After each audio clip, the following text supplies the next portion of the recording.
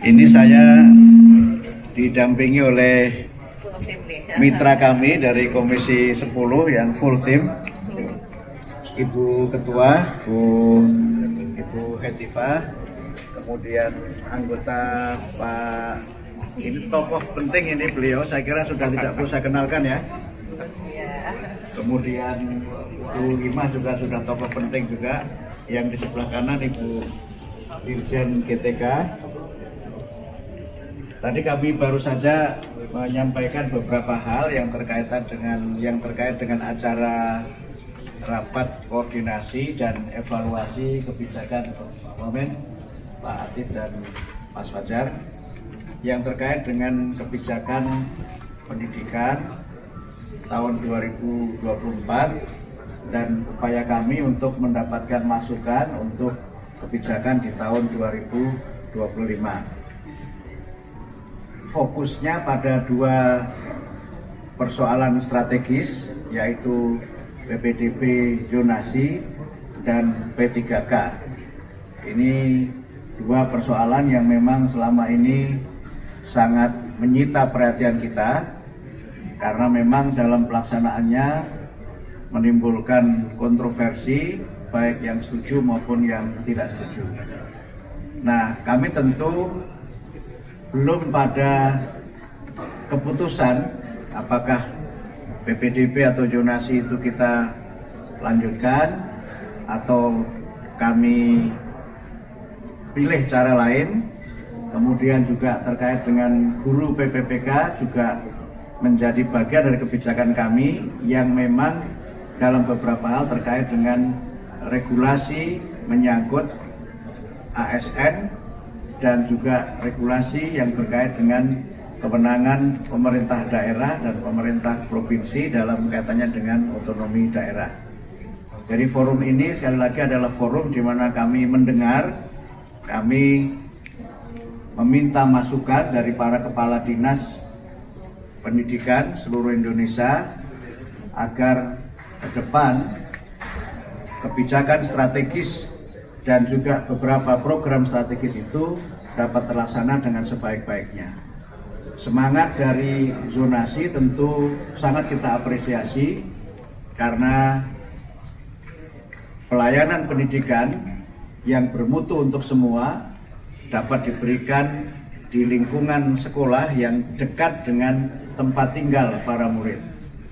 Tapi memang ini di lapangan kami mendapatkan banyak masukan terkait dengan persoalan-persoalan teknis di lapangan dan juga persoalan yang berkaitan dengan mutu dari layanan pendidikan di sekolah-sekolah sebelum ada zonasi dan setelah zonasi diterapkan. Kemudian terkait dengan guru P3K, kami sampaikan bahwa selama beberapa minggu ini kami beraudiensi didampingi para wakil menteri dan para dirjen ke beberapa organisasi yang menyelenggarakan pendidikan, dan memang terdapat masukan yang sangat besar ya kami terima supaya penempatan guru PPPK ini dapat dievaluasi. Penempatan guru P3K hanya di sekolah negeri saja itu ternyata menimbulkan masalah, dan juga tadi Pak Wakil Presiden menyampaikan ada masalah di mana satu daerah itu memiliki kelebihan guru dan daerah lain kekurangan guru. Mungkin juga ada sekolah yang juga kekurangan guru, bahkan mungkin satu sekolah hanya satu guru saja. Ini mungkin menjadi guru yang tersisa. Tapi juga ada sekolah yang kelebihan guru sehingga karenanya kekurangan jam mengajar. Nah, ini yang nanti kami coba lakukan, dan bagaimana kami juga bisa terus berkomunikasi dengan Komisi 10 sebagai mitra kami terkait dengan penyelenggaraan ini. Karena itu kami persilahkan Ibu Dr. Haja Hetifah juga untuk menyampaikan pandangan-pandangannya dan juga masukannya untuk kami kepada rekan-rekan wartawan. Monggo. Terima kasih Pak Menteri dan juga para wamen dan sahabat-sahabat saya dari Prof. Nunu dan teman-teman pimpinan Komisi 10, teman-teman media. Kami Komisi 10 sangat mengapresiasi langkah-langkah sigap yang sudah dilakukan oleh Pak Menteri yang kelihatan sekali ya niatnya ingin mendengar lebih banyak, terutama juga suara-suara dari daerah.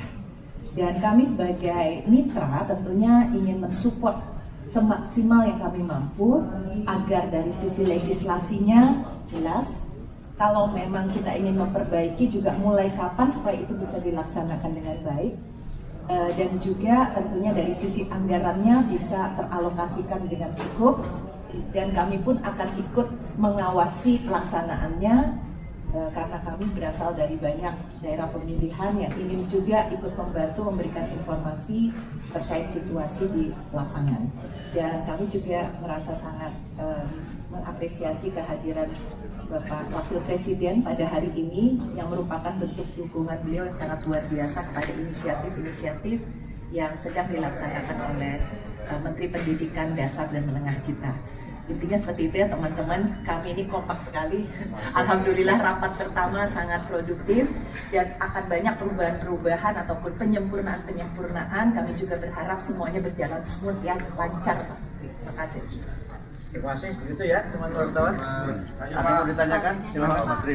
Prof. Apa tadi Pak yang dengan apa materi pendidikan coding? Oh iya betul. Bagaimana Pak? Oh iya baik, terima kasih. Ini saya sekalian sampaikan bocoran juga. Tapi kayaknya bocor resmi. Bukan bocor halus atau info lain. Jadi waktu kami bertemu dengan Bapak Wakil Presiden, memang beliau menyampaikan pentingnya coding ini diajarkan. Dan kami sampaikan dalam rencana kami untuk pembaharuan kurikulum yang akan datang, itu akan menambahkan mata pelajaran Artificial Intelligence dan Coding sebagai mata pelajaran pilihan di sekolah-sekolah yang memang sudah mampu melaksanakan. Kenapa pilihan? Karena memang itu membutuhkan alat-alat yang canggih, ya, sarana internet yang juga harus bagus, dan belum seluruh sekolah kita ini memiliki sarana itu. Dengan nanti sifatnya masih pilihan, dan mudah-mudahan ini bisa menjawab program dari Pak Presiden juga tentang digitalisasi sebagai upaya kita untuk meningkatkan kualitas pendidikan dan menyiapkan generasi kita ini untuk lebih bisa bersaing di dunia global dengan terutama dua kemampuan ini. Selain yang lainnya tentu saja adalah Artificial Intelligence dan Coding. Prof, tadi sempat disinggung tentang Undang-Undang Perlindungan Guru oleh Pak Wapres. Tanggapannya seperti apa? Mungkin dari DPR juga akan menambahkan. Ya, yang jelas begini, nanti lengkapnya oleh Ibu Hetifah, Ketua Komisi 10. Di Undang-Undang Guru dan Dosen pasal 39 itu sebenarnya sudah ada penjelasan, kalau tidak salah ada 6 ayat yang menjelaskan tentang bagaimana perlindungan guru baik dalam mereka bekerja, kemudian terkait dengan profesinya, keamanannya dan sebagainya. Dan sudah ada turunan lagi aturan yang lain, mungkin nanti Bu Dirjen silakan disampaikan.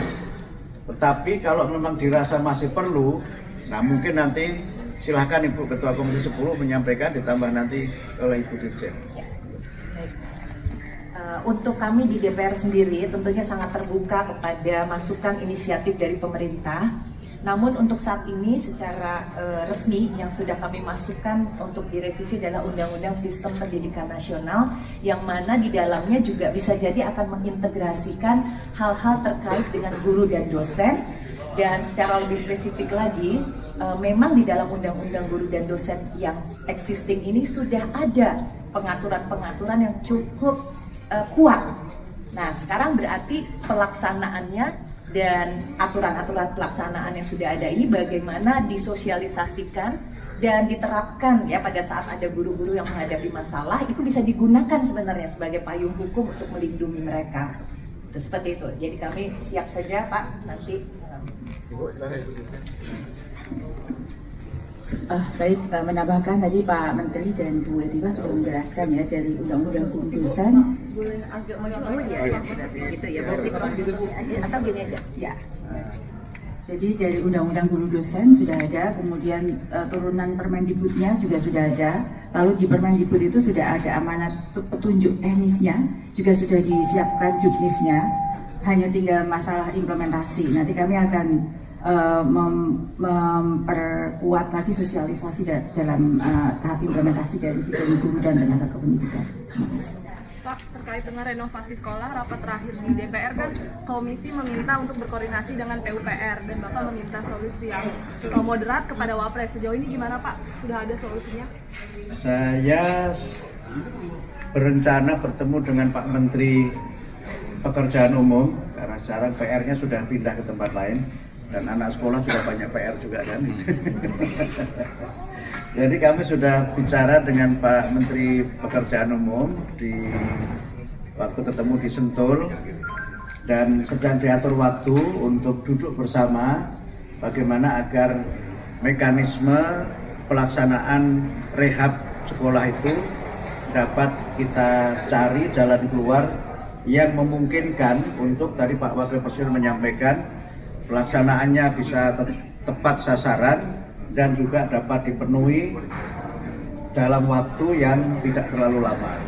Karena itu juga termasuk program prioritas dari Bapak Presiden. Selama ini evaluasi sementara ketika masih dilaksanakan oleh Menteri PUPR itu salah satu kendalanya adalah pelaksanaannya tidak bisa cepat karena hanya melalui satu kementerian. Kalau misalnya nanti bisa dicari jalan keluarnya, misalnya waktu kami sampaikan kepada Pak Wakil Presiden waktu bertemu itu bisa double track, maka bisa PU juga melaksanakan, kami juga melaksanakan. Upaya kita untuk bisa memperbaiki sarana dan prasarana pendidikan khususnya fasilitas fisik yang rusak itu mudah-mudahan dapat dilaksanakan lebih cepat lagi. Pak, soal banyaknya penolakan terkait UN itu gimana Pak? Bagaimana? Banyaknya penolakan UN sampai ada petisi itu bagaimana Pak? Oh belum, kami masih akan ada lagi acara seperti ini, mengundang para ahli, para pelaku dan juga para pengamat, termasuk juga nanti wartawan juga bisa kita undang untuk ikut memberikan evaluasi tentang UN.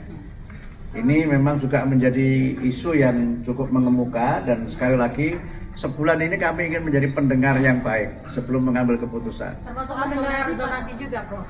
Ya, soal zonasi juga nanti kami akan ambil keputusan juga soal itu. Dan pesannya Pak Presiden kan memang ojo ke susu. Ojo ke susu itu bahasa Indonesianya. Jangan tergesa-gesa, jangan terburu-buru. Kita dengarkan semuanya, kita kaji dengan seksama. Mudah-mudahan nanti kita bisa ambil kebijakan yang terbaik sehingga sekali lagi visi kami pendidikan bermutu untuk semua ini juga menjadi bagian dari layanan yang juga berlangsung dengan baik di lapangan. Soal tadi nanti anggarannya berapa, saya kira sudah ada anggarannya di tahun 2024 sudah diputuskan, kita tahun 2025. Tinggal teknisnya nanti kami akan bicara dengan Pak Menteri Keuangan, Pak Menteri PU Pekerjaan Umum dan juga dengan Ibu Menteri Keuangan karena memang sebagian juga dananya ada di Menteri Keuangan. Prof, mengenai matematika yang masuk TK gimana Prof nanti? Oh itu sudah keputusan, tinggal nanti teknis pelaksanaannya saja sehingga bahkan kami juga sudah mencoba untuk menyiapkan platform untuk pembelajaran matematika di TK dan sekolah dasar. Dari masa dalam kurun tahun ini Prof atau mulai kapan yang di TK itu? Kan memang literasi numerasi itu kan sudah menjadi bagian dari materi yang diajarkan kan sejak dini itu. Tinggal nanti persoalannya adalah bagaimana teknis mengajarnya. Dan ada banyak penelitian yang menunjukkan bahwa anak-anak yang memiliki pendidikan dasar yang baik, termasuk juga yang memiliki kemampuan literasi dan numerasi yang baik, itu punya keberhasilan studi di jenjang yang lebih tinggi, lebih baik daripada mereka yang tidak punya dasar literasi dan numerasi di tingkat pendidikan anak usia dini. Kemudian yang kedua juga salah satu dari prinsip pembelajaran di TK dan juga SD pada kelas-kelas awal adalah penguatan sosialisasi supaya mereka bisa mengenal norma-norma sosial yang berlaku, kemudian juga karakter-karakter utama yang membentuk kepribadian mereka. Dan perlu dipahami bahwa matematika untuk TK ini tidaklah yang hitung-hitungan rumit. Hitungan rumit biarlah Komisi 10 yang menghitung.